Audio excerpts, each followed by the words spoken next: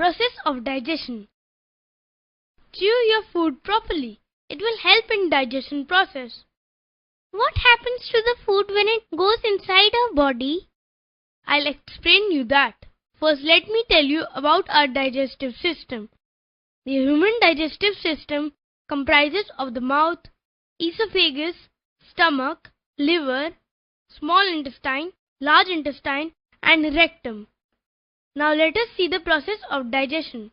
The main steps of digestion are ingestion, digestion, absorption, and egestion.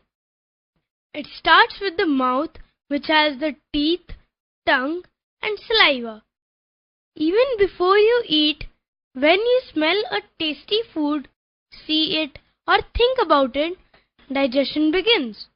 Saliva begins to form in your mouth. When we eat the food, the teeth cuts and grinds the food and the saliva gets mixed with it. This chewed food then goes into the food pipe. The food pipe is also called as the esophagus. From there, food then enters the stomach. It is a bag of digestive juices.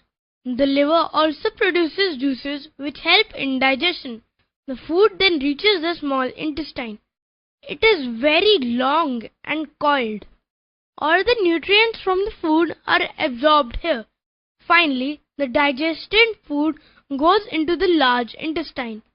From here, the food is removed out of the body through the anus. Now I understand how the digestive system works.